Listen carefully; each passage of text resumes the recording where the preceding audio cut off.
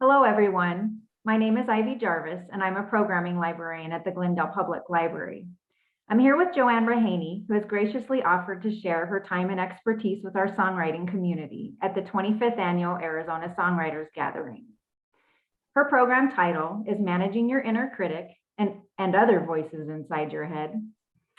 JoAnn Braheny has a deep background in the music business. She was the first full-time female radio disc jockey in Atlanta, where she got her bachelor's degree at Georgia State University in commercial music and recording. In LA, she has worked in record promotion, music publishing, and public relations with internationally known actors, songwriters, musicians, and celebrities.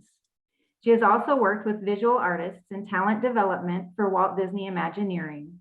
She currently works part-time in archives at the Art Center College of Design in Pasadena. Specializing in giving workshops on the creative process, brainstorming, and collaboration techniques, she has presented Goosing Your Muse creativity seminars nationwide. Today, JoAnn Braheny will present some practical methods for managing the doubts and fears that hinder your creative process, no matter how far along in your career you are. She will teach you to recognize their value, as well as gain control over their hold. She will also explore how ideas are formed. She'll discuss individual work styles and career paths. Now I'd like to turn it over to John Iger, who is co-founder of the Arizona Songwriters Association. He'd like to say a few words. Thank you, Ivy. Ivy's done such a great job helping us get this event together like she does every year, and it's getting more and more complicated as the technical side comes in. So she's getting pretty good with putting the Zoom factor together, and we sure appreciate her help. We have, I'm going to say a few words about JoAnn Braheny.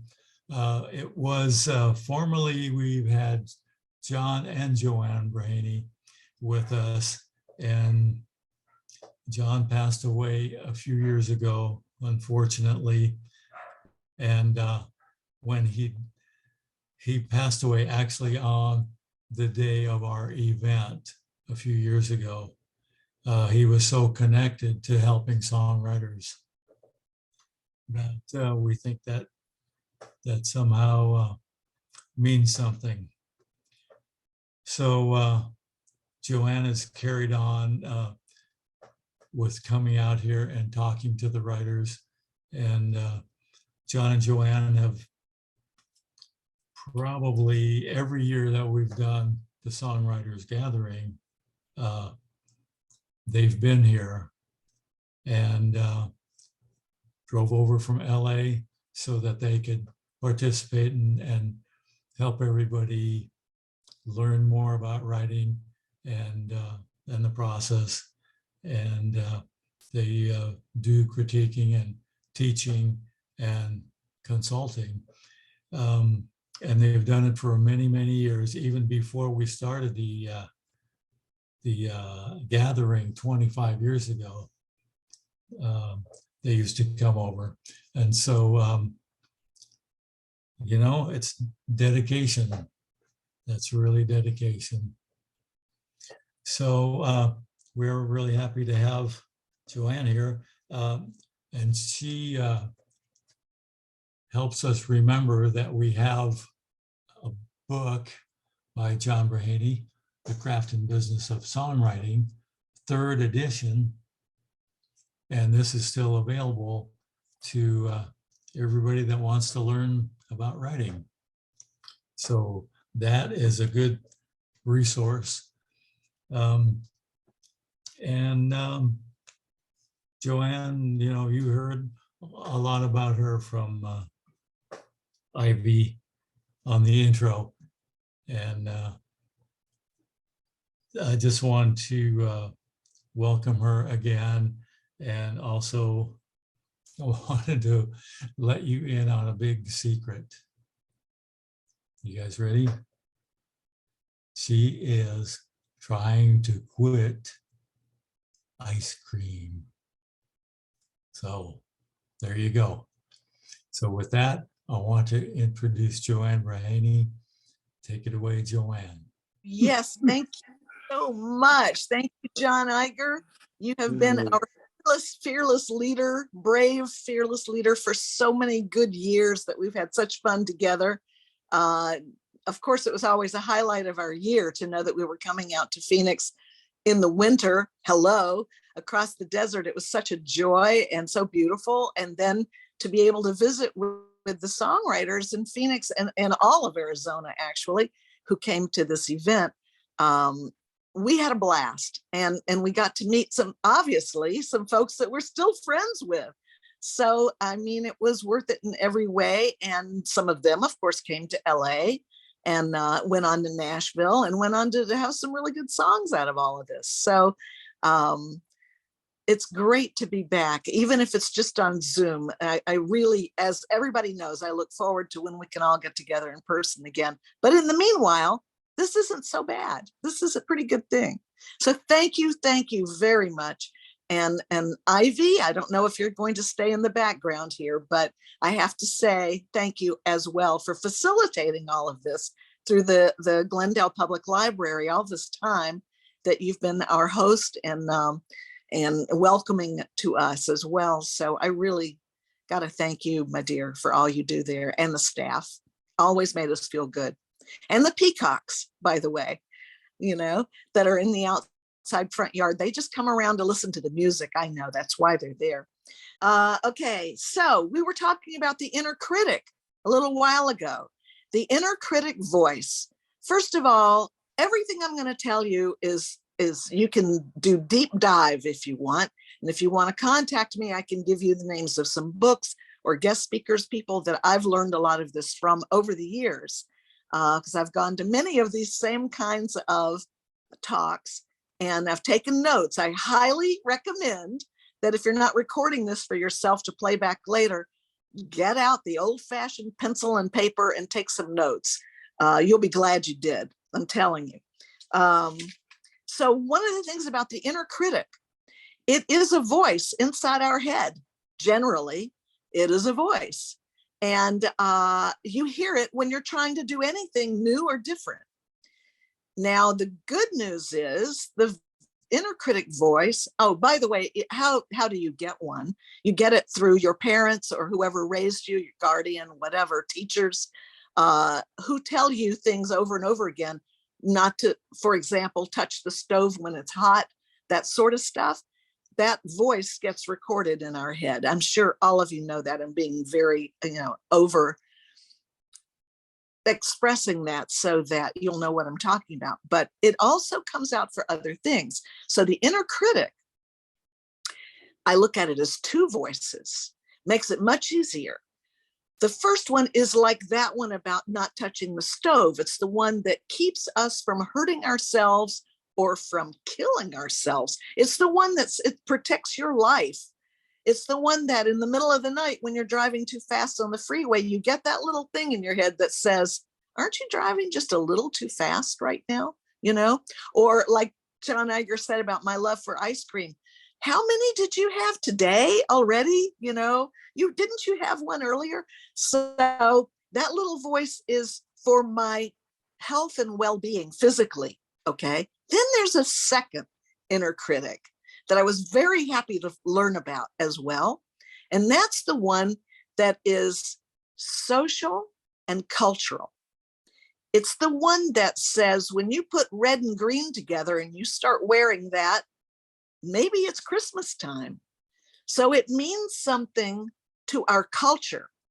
Red and green signifies Christmas time to us here.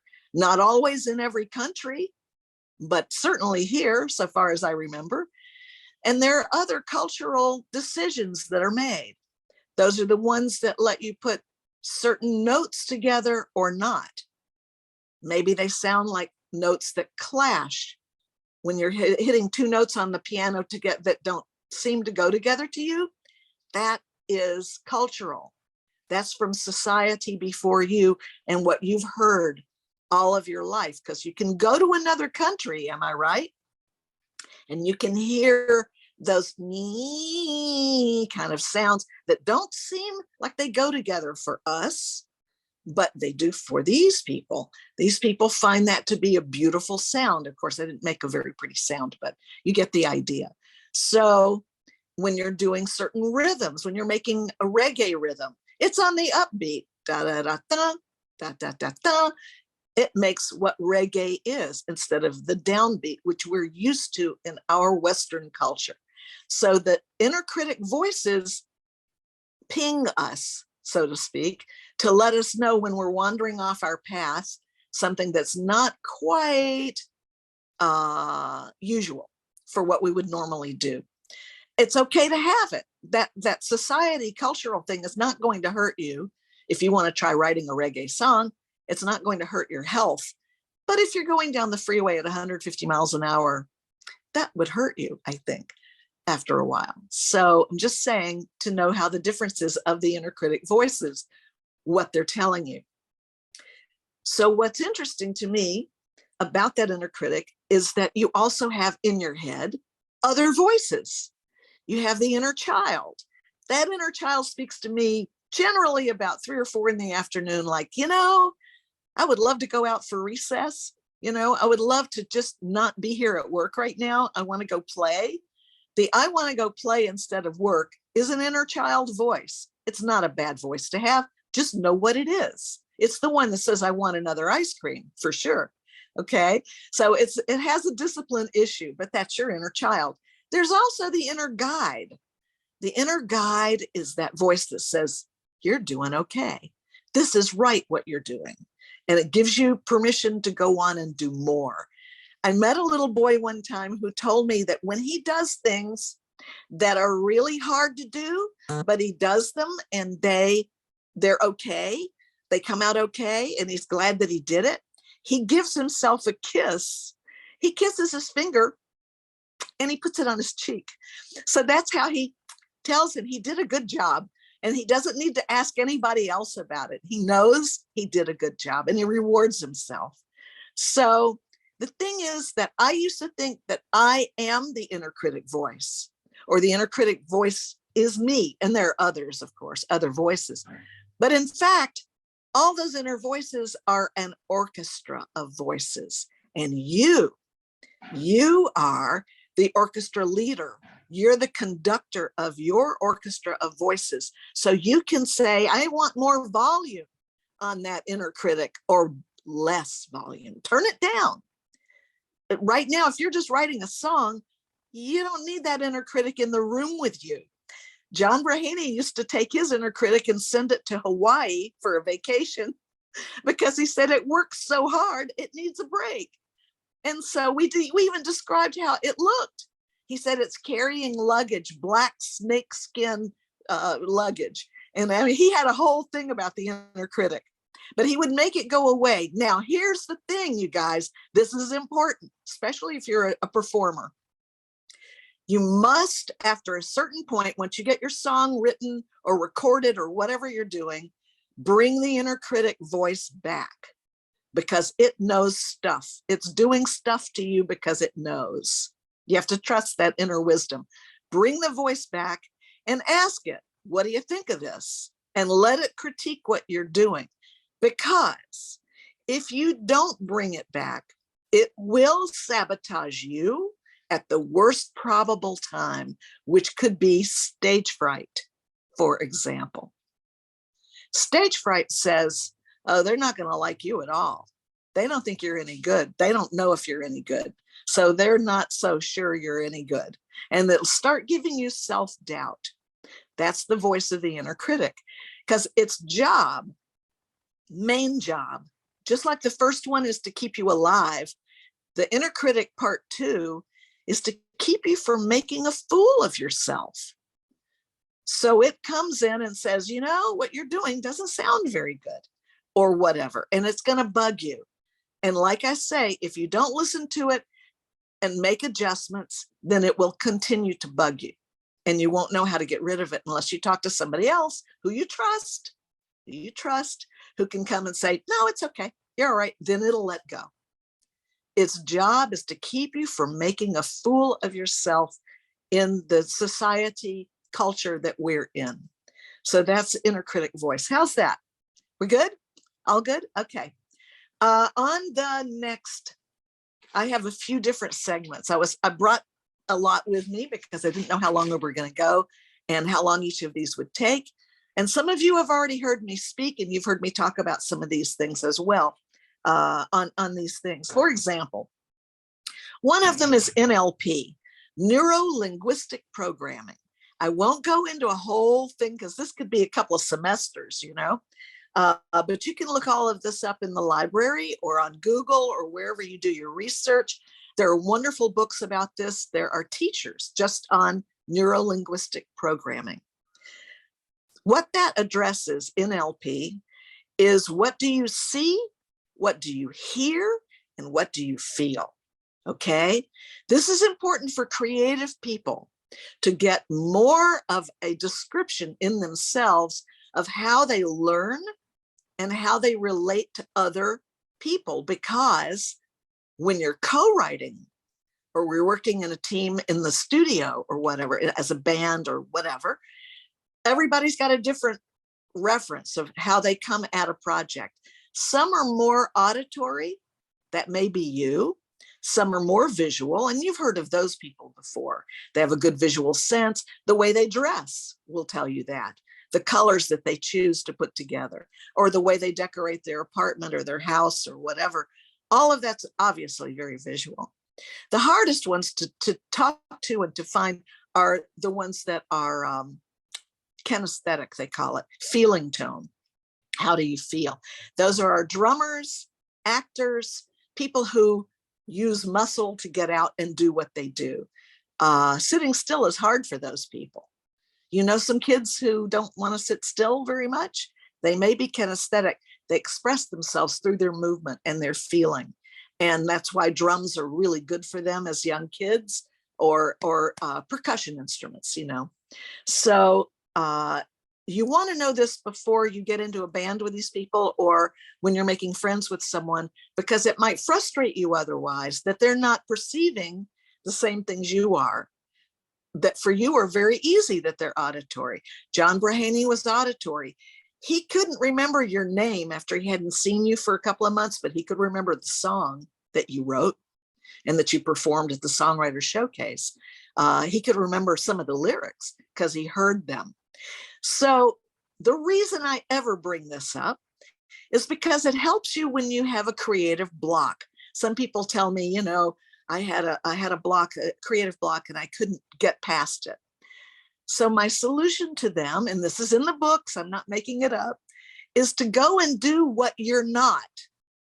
So in JoAnn Braheny's case, we would go to a museum where there's no sound, and we would walk around for an hour in an art gallery, or go to an art show, where an art show, sometimes they have a live band, you know, when it's outside in the park or whatever. But I'm talking about in a gallery, somewhere where it's quiet. That way, by the time he came out, everything was starting to go again, because he suppressed his own preference, his own learning preference. And that helped him.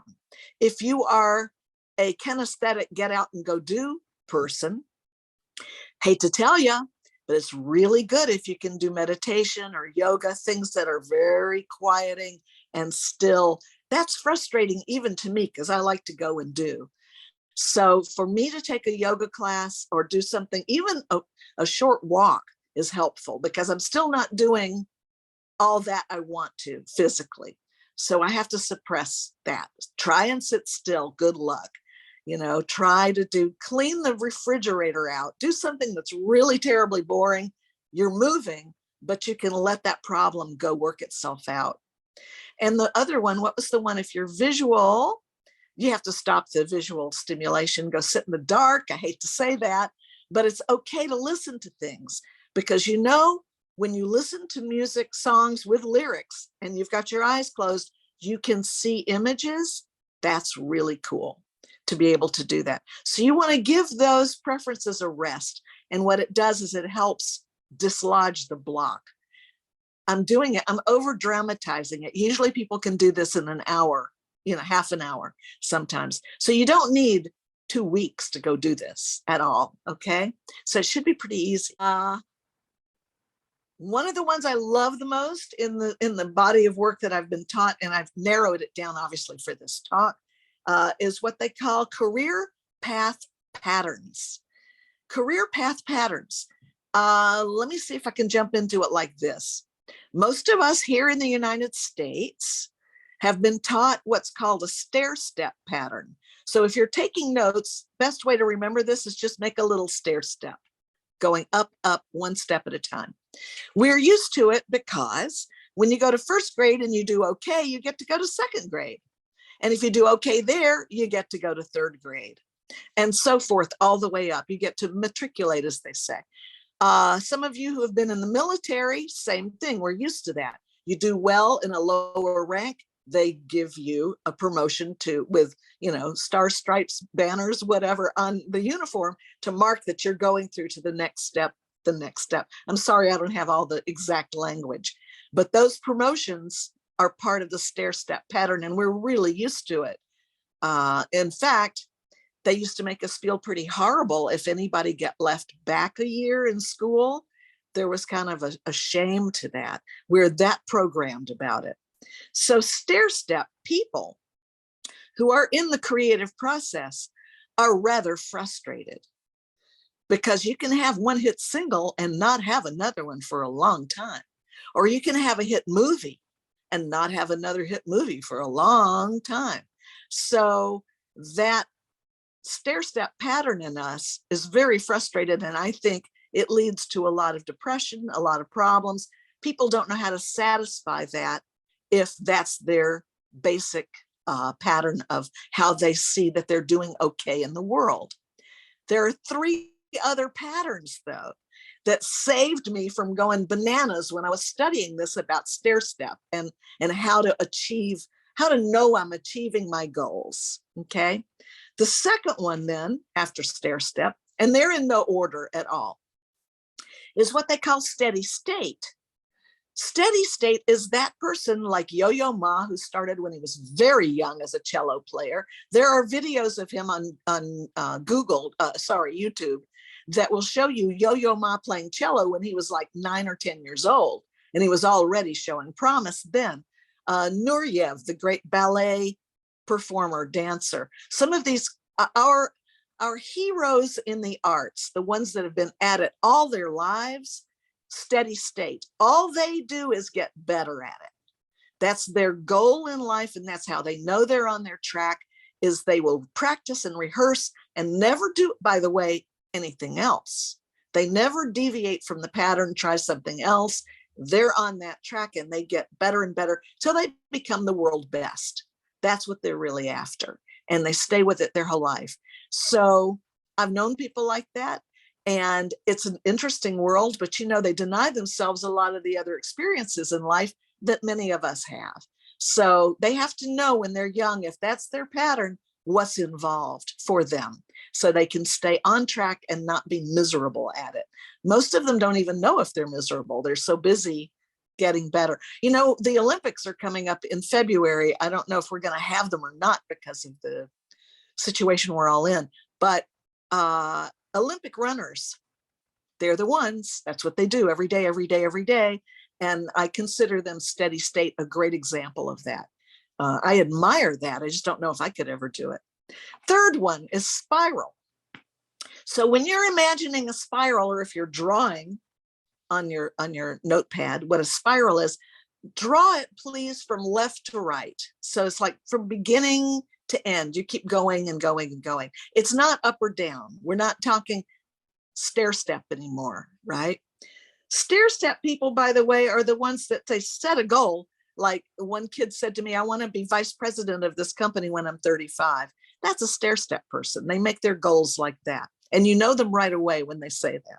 Spiral is someone who starts perhaps as they start playing guitar, let's say, young. And as they're playing guitar and they're spiraling, they're learning all about it. They're learning what amplifiers they want or don't, if it's electric or acoustic, what all that they're learning, and styles of guitar. The next thing you know, they're saying, maybe I could write a song for guitar. And maybe I could play in a band. That's another loop of the spiral. Maybe I can play bass too. It's another loop in the spiral. Maybe I can produce your song. That's another loop. They're in the same line of work, so to speak, but they're learning another part of it. And so they're developing more skill in that, all the way to the point where, you know, you've heard of these people who started being an actor and then they learned to direct, right, in a film. Same kind, that's another loop. And there are a lot of steps in between, obviously, but that's what a spiral person is. Those people, it's also a lifelong pattern, you know. You can interrupt them and they will go right back to finding where they belong. They'll go right back to it. The last one is episodic. So you know what an episode is, right? It's something that happens beginning and end. It's got beginning, the event, and then the end. It's one unit. So there's an opening to your tour that you're going on in Japan. It's a 3-month tour. You have a start date, but you have an end date. So, and then you're done with it. Then that was that tour. So an episodic person gravitates towards those things. They gravitate towards something that is project oriented. It has a beginning. It has a wrap party, as they call it here, with film and so forth. They in the film business, you have a wrap party and that's it. End of project. The movie's done. It's in the can. That's it. So an episodic person, where they have their issues very serious, is in between the episodes when nothing's going on. They don't know what to do with themselves. They're the ones that can get into drugs and drinking and, you know, different relationships than the one they're in. You know, they start shopping around because they're really looking for another project. That's what that is. So you want to know about those people, and you want to know if you're one of those. There are ways to work with that and not be harmed by it. But episodic people, you guys, make the most money in the entertainment business. They are the most employed because they're the hardest workers. Why? Because they're obsessed. They really are in the project 100%. They're the ones that forget to send a birthday card to their wife or husband or their kid because they're so busy at work. They're in the project 100%. So I'm not saying this is everybody, you know, I'm not saying that. But I am saying that these are things to look for when you're working with other people in your band, in your record label, if you have one, or whatever you're working with in your company. It's to know how these people work, excuse me, and then to be able to manage that better and to know if you're in there. Now, each of these things I've been listing, like whether you're more seeing or hearing or kinesthetic, or you're more steady state or whatever, we are a little bit of all of them. We really are. But you have a tendency, you lean a certain way. That is your preference and where you're more comfortable. Okay, so you just want to find out what that is. How an idea is formed. 5 steps. The first one is what if? That's the first thing that you ask when you are going to start with a new project. What if you and I write a duet? Okay. The second step of that is saturation. That's a fancy word for saying, what's a duet? So let's go find out all about duets and listen to some and see why they are that. And what's the point? You know, I want to know everything I can know about that. So you saturate yourself with that information. The third step along that is what they call incubation, which in our culture, our very fast, hot-paced American lifestyle, we skip over this one a lot, and I'll get back to that. Incubation is where you go off and think about it, or you say, let me sleep on it. You know, there are a lot of ways that people incubate an idea. You know this already. The fourth step is aha. That's when the idea pops in your head and you go, got it, I got it, that's it. And the last step is verification. Will it work? Because if not, we got to go back to what if? What do we do to change it? Excuse me. So the incubation thing is interesting. Some people are introverts, you know, people who draw their energy from inside themselves. Other people can be extroverts. They draw their energy from outside themselves, right? So if you're an introvert, incubation usually means you want to get away from people.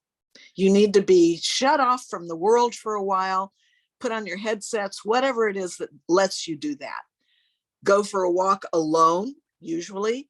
Go do something alone, whatever, or just take a nap, whatever, but be quiet. That's what a lot of people call incubation. Obviously, the opposite is true for the extrovert who wants to maybe go to a party. That helps them forget what they're working on and gives them a rest on that part of the brain, that's working on this problem. Or they'll go into sports, that's cool. They're either watching or they're participating in sports. And that's another diversion from that creative problem we just had, whatever, writing a duet or whatever it was. There are a lot of ways that we can incubate. One woman told me that she goes out in her yard and pulls weeds because it's productive, it's boring. And while she's pulling weeds, she gets the answer to her problem. It's a simple thing to do. She can do it for a whole afternoon. She says she's got a big yard and can do that. Another one tells me that they go running, which is, like I said, walking, but running, if you're on a track, by the way, you don't have to stop for red lights. You don't have to stop for people walking their dog and all that. You can just run. If you can find like a high school with a track that nobody's, there, if they'll let you in. So, or going like running out here on the beach, I'm in Los Angeles, or if wherever it is that you're safe and don't have to be interrupted. So incubation can be a lot of different things for people. Meditation is a form of incubation in a way, because it makes you focus on something and it lets everything else go. So I think that's why meditation in some cultures is so popular. That's one of the things they go to when they need to clear out the mental drawers, and get back to the thing that they really want to focus on. So there are a lot of different ways to do this. You have to find out which one is you. And of course, aha, we've all done, because we all know what it is when whatever the solution to the problem is that pops in our head. And verification. Now, verification, will it work? While you're doing that, you could be having more ahas. That can happen. Oh yeah, how about if we move the sofa over here? Oh yeah, then we could put the chair there. So all of that kind of stuff is what you're doing when you're solving a problem, Oh yeah, then we could hang the plant down in that corner and we could move this over, the painting. Yeah, all of that kind of decision making is happening when you're focusing on something else. In fact, one of the things they say about Los Angeles is that people like living here for the freeways. I never heard that before, but you have them in Phoenix and all over. Get on the freeway with your problem. A full tank of gas would help. But what you do is you take off and you realize why you missed that exit back there is because your brain is busy trying to solve that problem, that whatever it is you're working on. Allow it to do that. So people say it's kind of fun to know that you can just get on a freeway and not stop. Just keep on going. If you screw up and you get off on the wrong thing, or what, you can get right back on and keep going again, So I find that to be a funny way to do it, because it physically lets you have that time to incubate. Taking a shower. How many people have told me they go into the shower thinking about something and they come out with the answer? Now, what I loved about this is, I'm not sure if it's Toys R Us, but one of the toy stores started making a soap that lets you write on the shower wall. So you don't have to write the whole verse of the song, but even if you write one or two words, when you get out of the shower, you'll go back and look and you'll have the rest of the song. So they told me that works for them, because the left brain knows how to take a shower. It doesn't need any help. It's been doing it a long time. So it allows, just like it knows how to drive a car, the left brain takes care of business.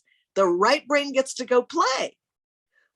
So that's generally the idea. I just wanted to say thank you so much for asking me. It is such an honor, first of all, to be involved in anything that the Arizona Songwriters Association has done over the years, and especially this time, going through all that we have. I'm so sorry that I can't be there in person. I sure do plan to be there next time. And I miss you guys. Take care, be safe, and just know that if you have any questions about the creative process, if I can at all answer them, I'll be happy to try or to send you on to other information that would work. And you can contact me, JoAnn Braheny, through the Arizona Songwriters Association, ASA, or through Ivy at the Glendale Public Library, where we always love to meet and greet. So thank you very much for your attention. I hope it was fun. Take care. Happy creativity. Thank you so much, JoAnn, for sharing you- your time and talent with our community today. And this is totally appropriate for any creative person. So thank you for sharing your expertise. It was wonderful. Thank you. I really appreciate it. It was fun too. Thank you. All right. Bye-bye. Bye-bye.